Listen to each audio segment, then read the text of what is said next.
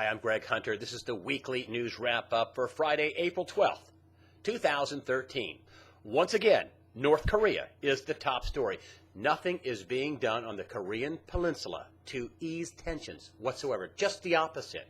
On one side, you have North Korea. It is threatening more missile launches.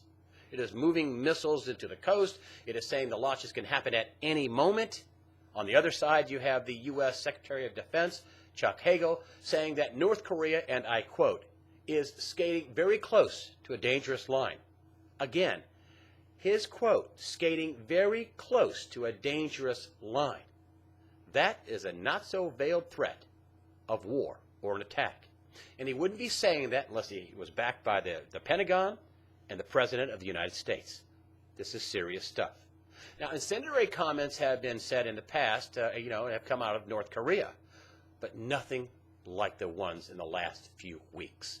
And many of these comments are being made by their young leader, Kim Jong-un. My thought is, how does Un walk this back? Or does he just, come out and just say, oh, hey, I punked you, just kidding? How is he going to save face unless he has an attack? Another question, has Kim Jong-un painted himself into a corner? Is he going to be forced to make some kind of attack? And if we think that he's painted himself into a corner, and we don't know a lot about him, we don't have a lot of intelligence, but if we think that, could the U.S. attack first? Representative Peter King, a Republican out of New York, said that very thing just not more than a couple of weeks ago, and said we have the right to make a preemptive attack, a preemptive strike. Just this week, Dick Cheney, when talking about North Korea, said, quote, we are in deep doo-doo when it comes to North Korea. That's his quote. This is a former vice president of the United States. Well, like him or not, he thinks this is a very, very tenuous and a very explosive situation. I mean, I don't see the United States getting into a 2 or 3 year slog like we did in the 50s with the Korean War. I think that'll be expensive. I think that we can't afford it. We don't have the people. We're strung out too far. And there's also a possibility of a war in the Middle East. I think the conflict could go hot nuclear in a heartbeat. And I hope I'm wrong. And speaking of the Middle East, the U.S. has moved a laser weapon, a prototype laser weapon aboard a U.S. naval ship. Reportedly, it can, disable, patrol boats or drones with this laser. And I wonder, disable, what does it, burn a hole in them? And could it also disable fighter aircraft, missiles? Could it also disable bigger ships? Could it sink bigger ships? This is just an escalation of more military hardware heading into and around the Persian Gulf. And just like North Korea, there are no negotiations. There's nothing going on to lessen the tensions. The major rub is with the West and the U.S. is Iran's nuclear program.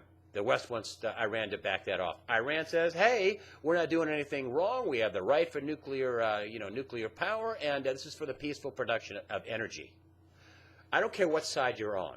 What I'm saying is that nothing is going on there that even looks like a walk back or some type of a peace process or a peaceful ending or something of that nature. It just looks like we're inching towards war in the Middle East and, of course, inching towards war on the Korean Peninsula.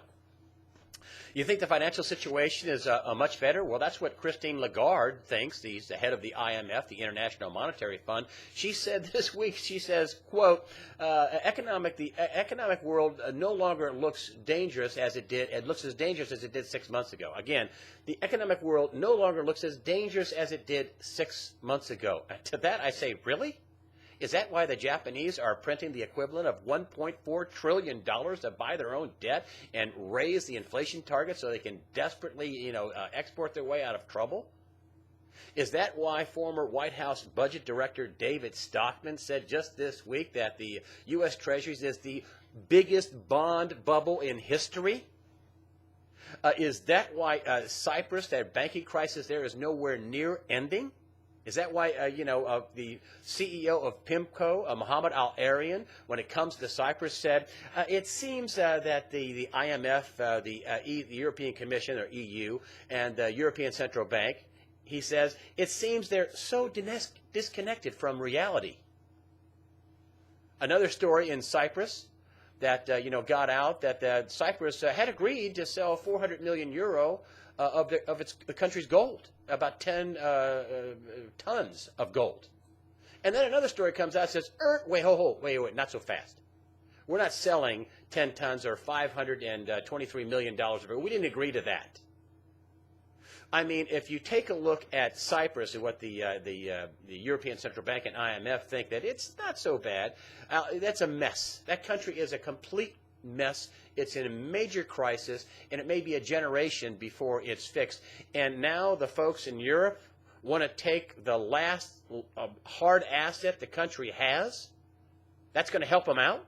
10 tons of gold. I think they have around 13 tons. They want to take 10 tons of their gold. That's going to help out Cyprus? I don't think so.